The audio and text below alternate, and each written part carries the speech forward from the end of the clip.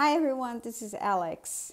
So today's videos we're going to talk about some of the symptoms of premenopause.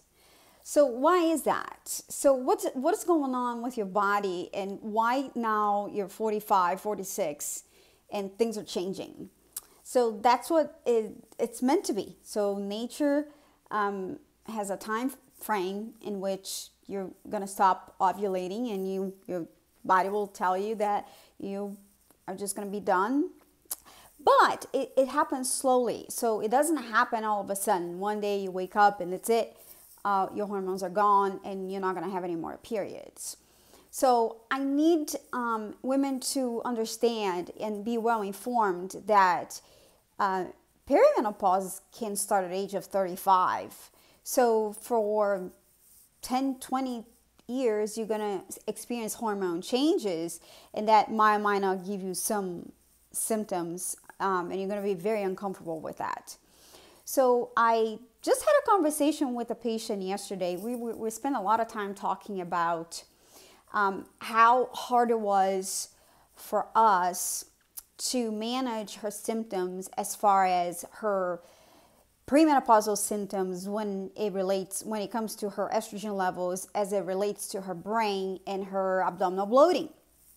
So it was kind of tricky because she's getting to that stage where sometimes you get a period, sometimes you don't. So things are going a little crazy, 2 periods in a month.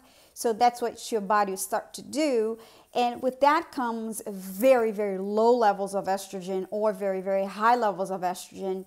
So when she was going through, yes, I got my period this month, but I felt awful. I was very, very anxious and extremely bloated. So why does that happen? It happens because your brain, can have an X amount of estrogen and it likes it, but if it has too much estrogen, then you can have anxiety. And if it has way too much estrogen, your gut has a hard time breaking down all the metabolites of estrogen. So it's a very tricky situation. And then when it goes down, meaning, oh, wow, this month I did not have a period. It was horrible. Then again, I had a lot of anxiety. I wasn't as bloated, but I had a lot of anxiety. I couldn't sleep. So it's likely that your hormones, your estrogen levels went down a lot, which, remember, your brain needs estrogen. So then now you couldn't sleep, you're highly anxious. So that's kind of like what was happening with this patient. And it was very hard for us to manage her symptoms. But one of the reasons that some women suffer and it's so hard to manage their symptoms, even with supplementation, is because their diet, actually. They have high insulin levels. They have insulin resistance, meaning they've been on a diet that is probably very high in carbs and refined carbs. And what I'm talking about, a lot of breads and pasta and pizza.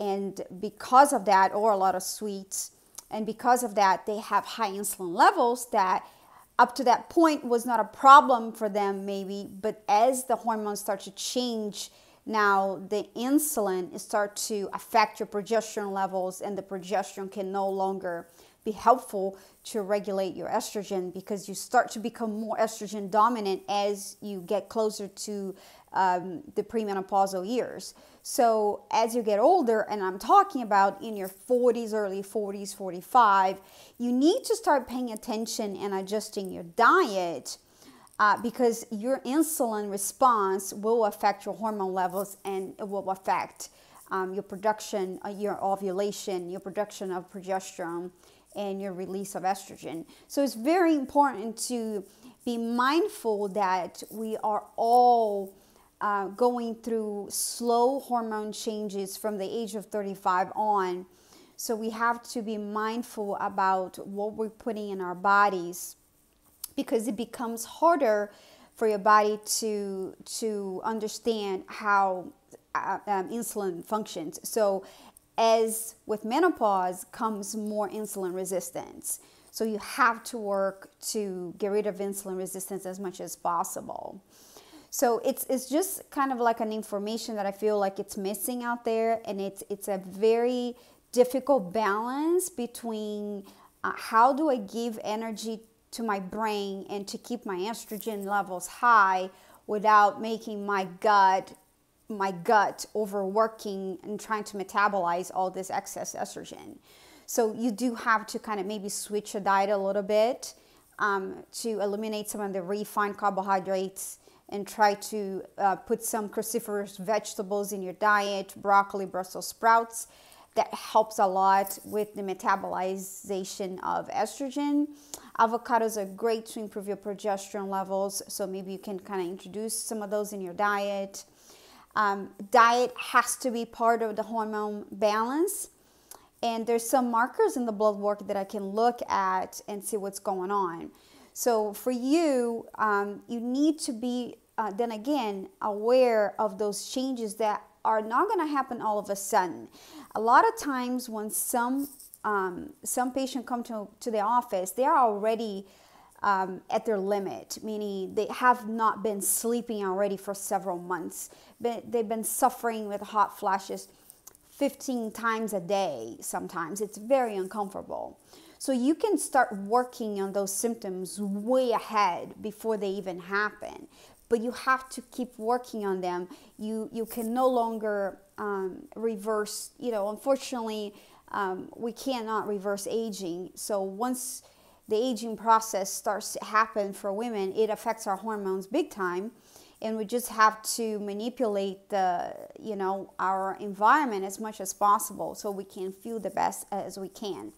But it's a normal process, so it will happen, and it can be uncomfortable for some women, especially if you have been already estrogen dominant for most of your life. And how do you know that?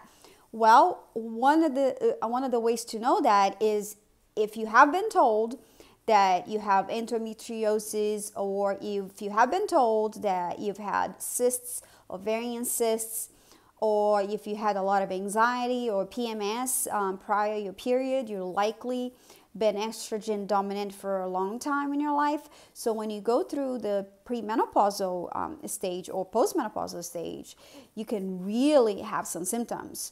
So you really have to start addressing those, and you can do that ahead of time. I'm telling you, I've been estrogen dominant my entire life, and when I hit I'm 46 now, so when I was 44, I did a very comprehensive urine test, and what I figured out was that I had progesterone, but my progesterone was going towards testosterone big time, and I was metabolizing a lot of the bad estrogen at that time. And what I ended up finding out later, the reason for that, it wasn't so much the stress in my life or my job or anything. It was just that I was becoming very, very gluten intolerant. I was highly gluten intolerant, and I did a DNA test, and I found out that I do have the genetic mutation for celiac disease, even though I don't have celiac disease. But I do have a tendency to have intolerance to gluten because of one of my genetic markers. So I eliminate gluten from my diet, and then my hormone pathways actually change for the best. One of the symptoms that I experienced myself was extremely hair loss, because my testosterone was converting towards a metabolite of testosterone that was actually harming my hair follicles. But as I was actually breaking down, my body was breaking down faster than it was growing and healing. And it wasn't because of my mental stress. It was because there was a food in my diet that was stressing my gut and was probably making a lot of inflammation in my body. And my hormones were trying to compensate for that and produce a lot more DHEA, which can become testosterone. And it was trying to keep me alive, but I was having a lot of symptoms. And once I figured that out through genetic testing and through hormone testing, then I was able to fix it, the problem. So it's kind of like a journey. We have to go into this journey trying to find out who we are. And I mean by that, genetically speaking, what's your heritage? What really runs in your family? Do Do you have a little bit of history? Do you know if the women in your family had a history of cysts and a lot of, PMS? That's a sign that there could be, a lot of that. I'm also MTHFR, which means, I have a hard time metabolizing leafy greens and make folate, which is so important to break down the right types of estrogen.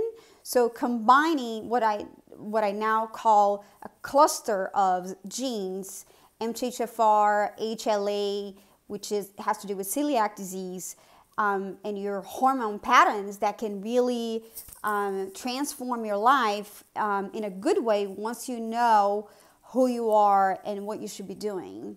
So that's just a message out there for you, and I hope you stay well, and we'll talk next time.